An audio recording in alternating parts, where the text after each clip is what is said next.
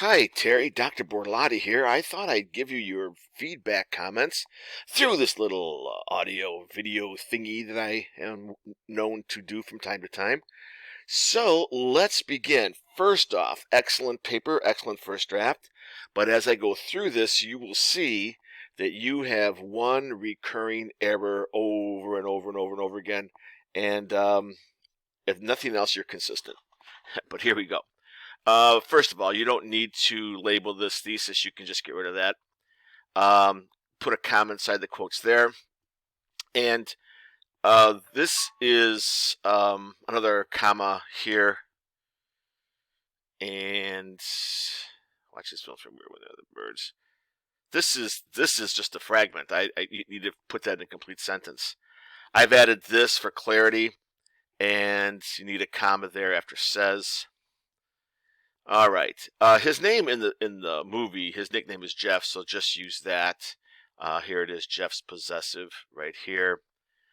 This is one of your the errors that you do over and over and over again. Originally, this looked like this.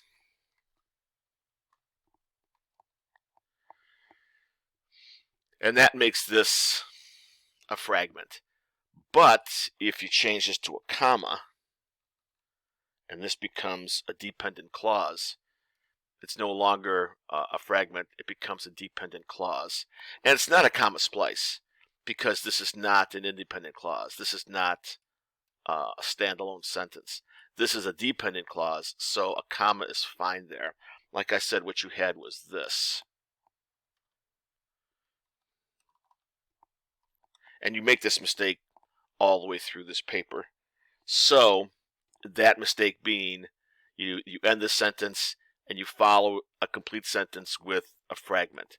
To change that, no worries. Don't worry about a comma splice. Just change that to that.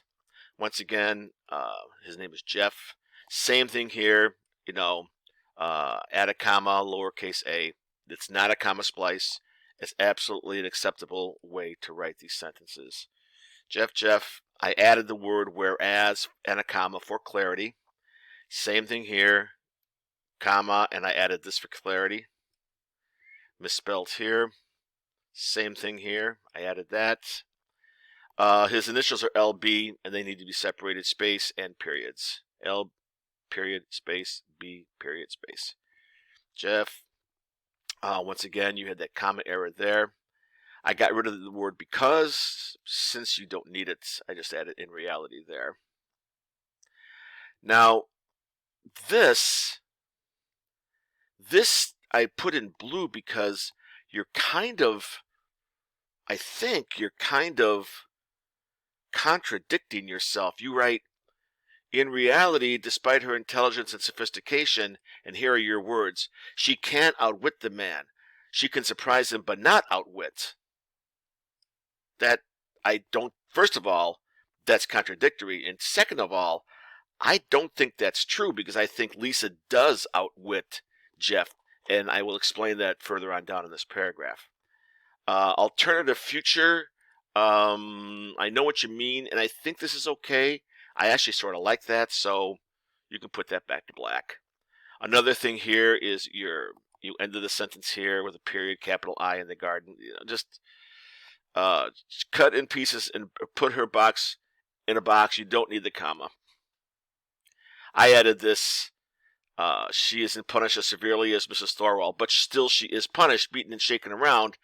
And I added this, comma, albeit by Thorwald, but symbolically by Hitchcock, because I think this is where Hitchcock begins to sort of punish his leading blonde ladies.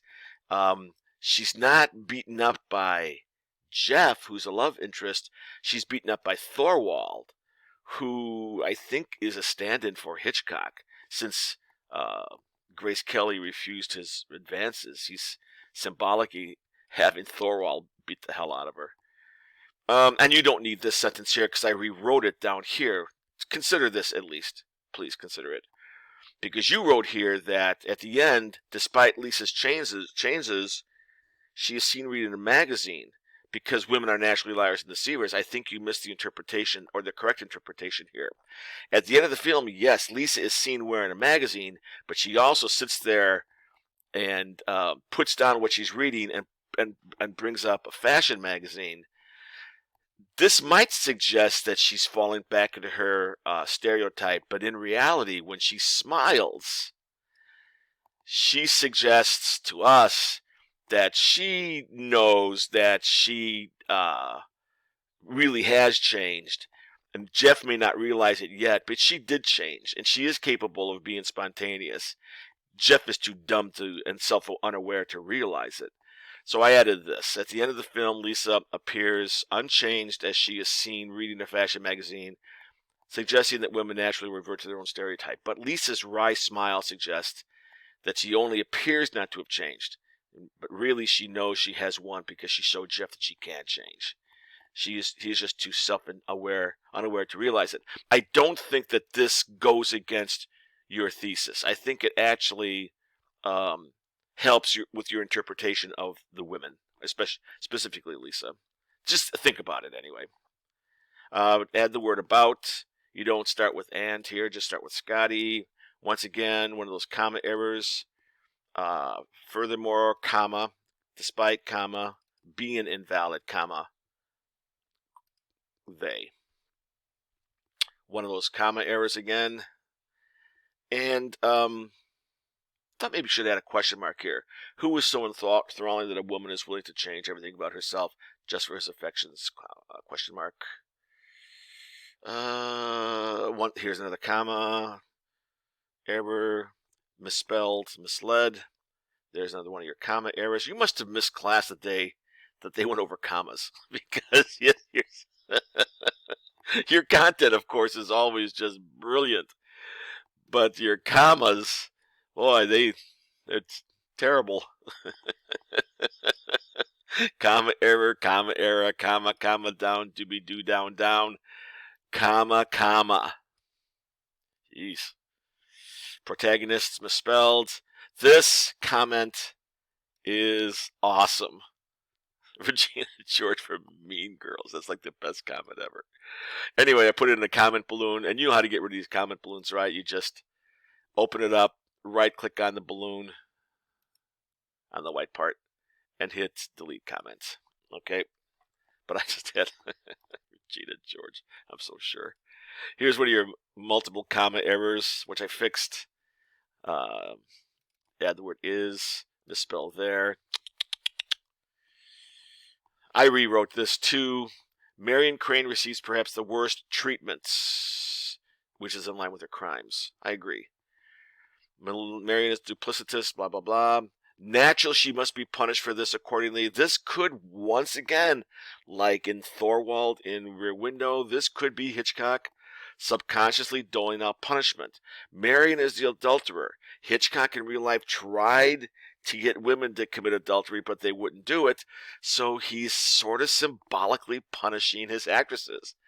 I mean, that really fits into his modus operandi, also fits into your thesis. Her punishment is being stabbed. I fixed all these comma errors here, and I rewrote some of these sentences with the hopes that no one would find her waterlogged, maggot-infested corpse. This is... I have to pause. Oh, God, that's just... maggot-infested corpse. This should be infested anyway. Maggot-infested. And probably hyphenated. That's just such Gothic-type writing that it absolutely fits perfectly into Psycho, being a Gothic retelling. Maggot-infested corpse quietly rotting away. That's the best imagery ever. Oh, jeez. And so then get rid of this. One of your many comma errors I fixed. Okay. Here's what you want to do here. Add a colon. Start with the word they, lowercase. Capital they are more reserved. Sleazy misspelled. Okay. This I love. I love that. Now, okay, this here. You made a comment earlier. You thought Jeff is one of the most uninteresting leads, and that's your opinion. I actually think Mitch Brenner is Mr. Dull. But once again, that's your opinion, and this is my opinion, so you don't have to use it. And of course, once again, open up the comment balloon and delete the comment once you get done disagreeing with me. One of your comma errors I fixed. Badoo, badoo, badoo. Another comma error that I fixed. Badoo, badoo, badoo. And I did some corrections on your works cited page as well. I indented correctly the different lines that you are supposed to indent correctly. And yeah. And I also pushed down the works cited page onto its own page, which you didn't have before. Okay. Excellently done. Just some typos to fix. And thanks once again for a great paper. I'll be sending this to you. If you could get the final draft into me by tomorrow, that would help me because you're the last person I need to grade, and that way I can set my grades for the class. Okay, thanks.